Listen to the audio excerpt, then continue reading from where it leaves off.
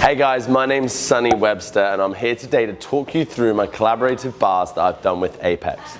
Now, I competed for Great Britain in the 2016 Olympic Games and have personal best lifts of 160 kilo snatch and a 200 kilo clean and jerk.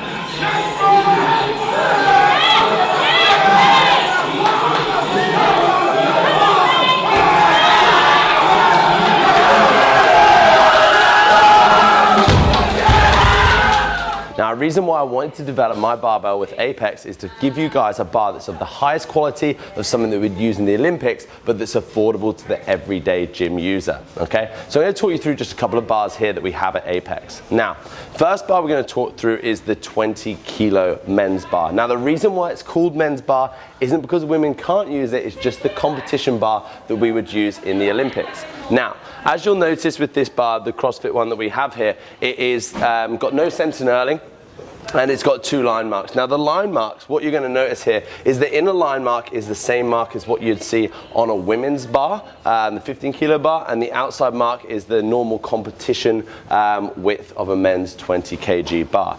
Now this CrossFit bar is 8 bearing, so you'll see it's got great spin, and of course it is brushed chrome. Now the only difference between this bar and the competition bar that I'm going to show you down here, which is the full weightlifting bar, which is kind of what you'd see in a competition environment, is the fact that it's 10 needle bearing.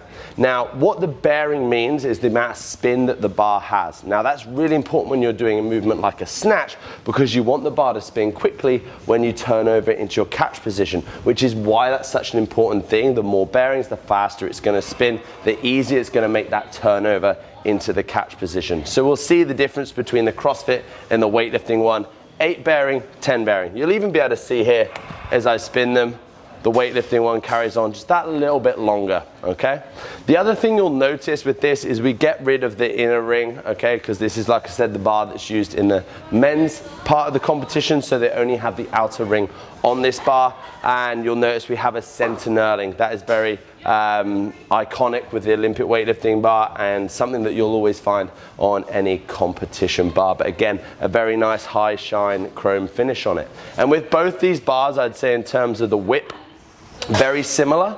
However, with the competition bar, it is made to be loaded with competition plates. So therefore the tempo of the bar when you're lifting with it in the whip is much better and more consistent when using this bar with competition weights. However, with the CrossFit bar, you can get away with using more of a bumper style weight and still get a good sort of whip to it when you're lifting. So that gives you a brief outline of the two 20 kilo bars that we have that's used in the men's side of competitions, and then we have the 15 kilo bar, which is a slightly thinner diameter. So this one's 25 millimeters and the men's one's 28 millimeters. Again, this makes it a little bit easier to grip if you've got smaller hands. But again, you'll notice the markings on the bar. We have the same thing again, an inner ring and an outer ring on the bar. Now, again with these, same difference between the competition one or the weightlifting one and the CrossFit one. 10 bearing, 8 bearing. Again, you'll notice the spin much better on the weightlifting one versus the CrossFit one. Again, it's just because there's a few more bearings, but again, the tempo of these bars is very much the same.